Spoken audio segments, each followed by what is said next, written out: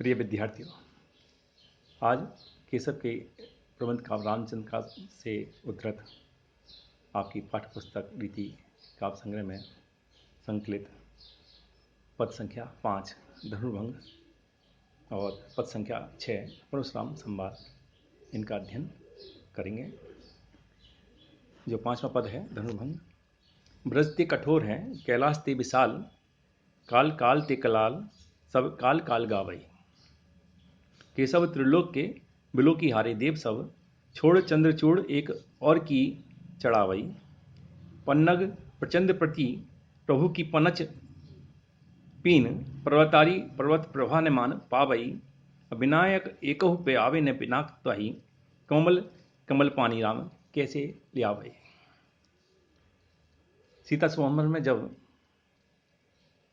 देश विदेश से आए हुए राजा महाराजा शिव धनुष को उठाने में असमर्थ हो गए, तो राजा जनक का मन अत्यधिक चिंतातुर हो गया।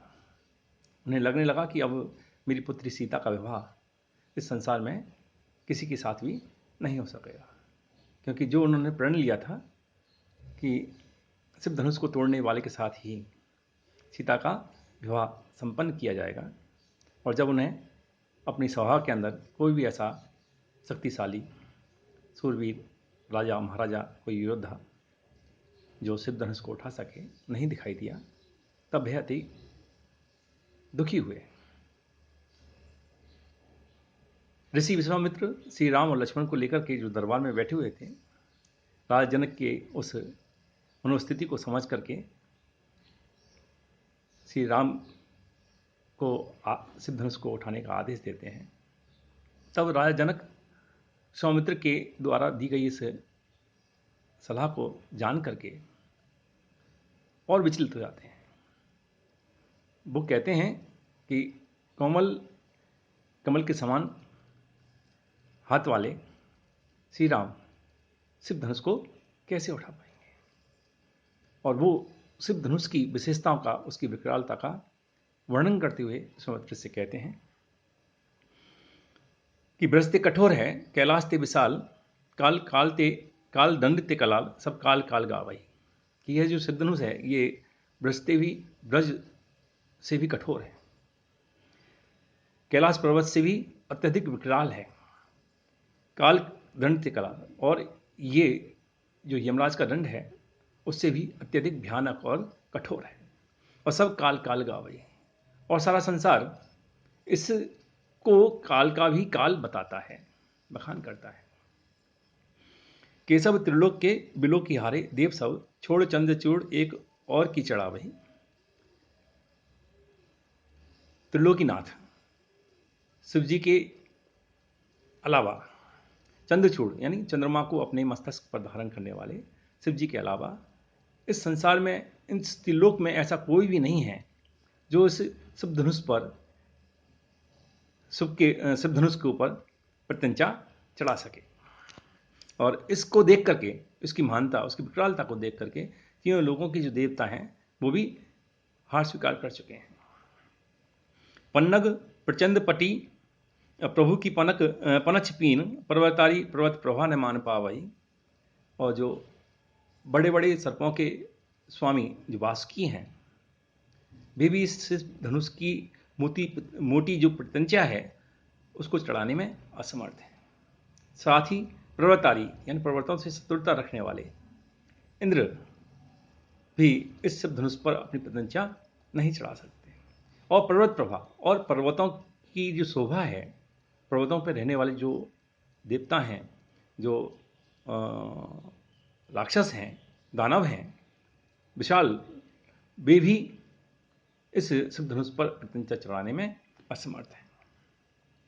और विनायक एकहु पे आवे न पिनाकताई, और शक्तिशाली जो गणेश जी हैं वे भी इस शिव धनुष पर प्रत्यंचा चढ़ाने में अपने आप को असमर्थ पाते हैं।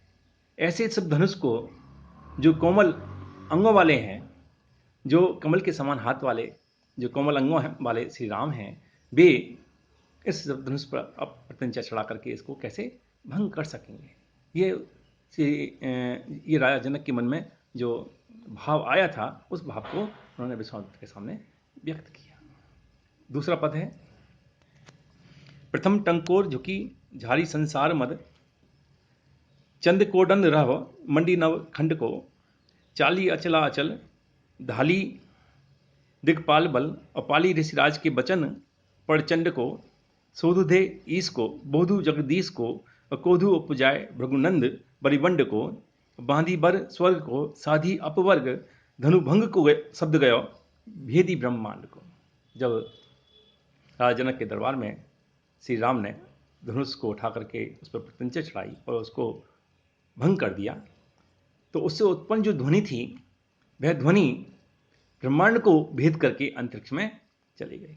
और उसका जो प्रभाव था, वह प्रभाव का वर्णन इस पद के माध्यम से कवि केशव करते हैं कि प्रथम टंकोर झुकी झारी संसार मत। जब श्री राम ने सब धनुष को तोड़ा तो उसकी जो प्रथम टंकार थी, प्रथम ध्वनि थी, उस ध्वनि ने संसार के सभी राजा महाराजाओं योद्धाओं के अभिमान और बल और घमंड को तोड़ दिया। और चंद को दंड रहो मंडी नव खंड को, और 9 दिशाओं में जो उसकी जो प्रतिध्वनि थी, सिर्फ धनुष के स्वर भंग होने की जो प्रतिध्वनि है, स्वर है, वह 9 दिशाओं में व्याप्त हो गई। चाली अचला अचल, उस शब्द ध्वनि को सुनकर के जो स्थिर धरती थी, पृथ्वी है, वह भी अस्थिर हो गई, कांप उठी। और धाली दिग्पाल बल, और 4 दिशाओं के जो दिक्पाल हैं, यम, कुमेर और इंद्र आदि, इनका जो बल था वह भी इस ध्वनि को सुनकर के समाप्त हो गया। कि धाली दिक्पाल बल, यानी 4 दिशाओं के जो दिक्पाल हैं, उनका जो घमंड है, उनका जो बल है, वह भी धुल गया, समाप्त हो गया। पाली ऋषिराज के बचन प्रचंड को, और उस स्वद ध्वनि ने, सब ध्वनि को सुनकर के ऐसा लगता था कि मानो उन्होंने, उस ध्वनि ने ऋषि विश्वामित्र के आदेश का पालन किया हो।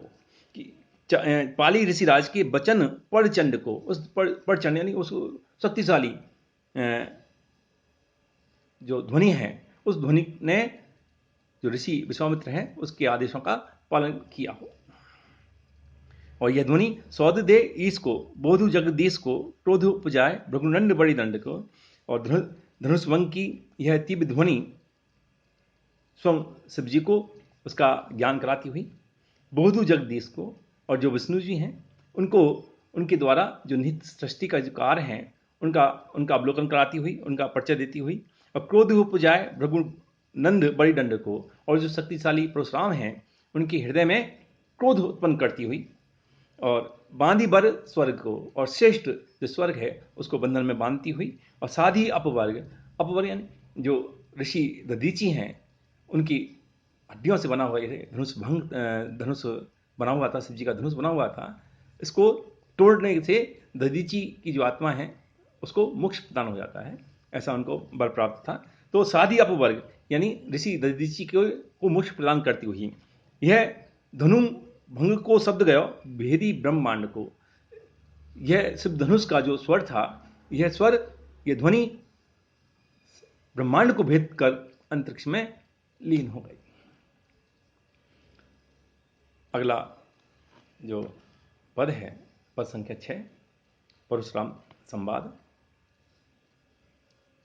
इसमें राम के द्वारा कहा गया कथन है कि टूटे टुटनहार तरु वायु दीजत दोष, और त्यों अब हर के धनुष को हम पर कीजत रोष, हम पर कीजत रोष कालगति जानी न जायो, और होनहार है रहे मिटे मेटी ने मिटाया, और होनहार है रहे मोह मद सबको छूटे, और होए तनु का ब्रज ब्रज तनु का है टूटे।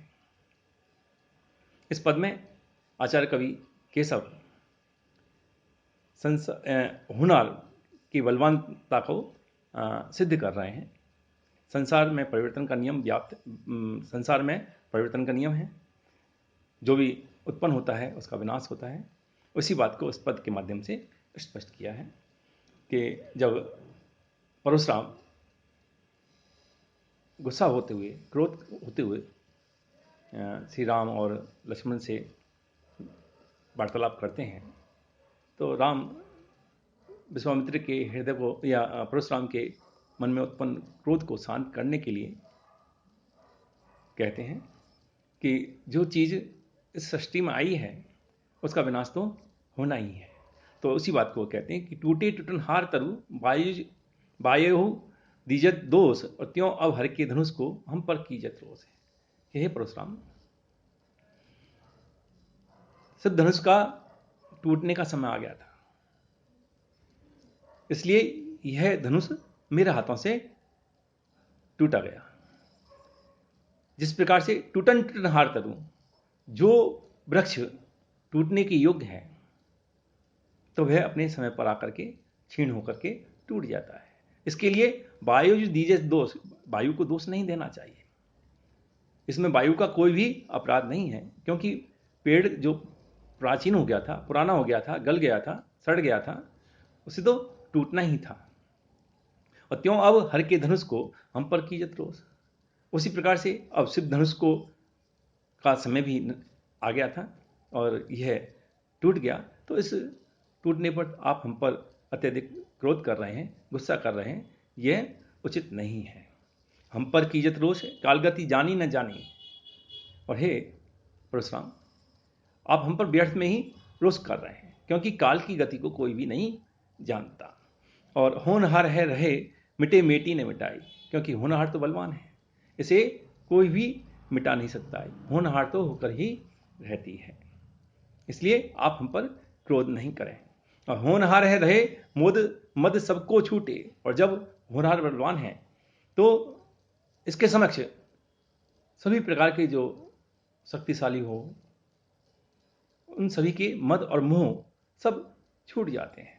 होनहार बलवान होती है, वैसे बनवाली। और इसलिए आगे आगे हो तनु का ब्रज, ब्रज तनु का है तू। और जब होनहार बलवान होती है तो ब्रज यानी जो कठोर वस्तु है वह भी तिनके के भांति टूट जाता है, और तिनका भी ब्रज के समान कठोर हो जाता है। तो ये होनहार की जो बलवानता है उसको उस पद के माध्यम से प्रकट किया गया है।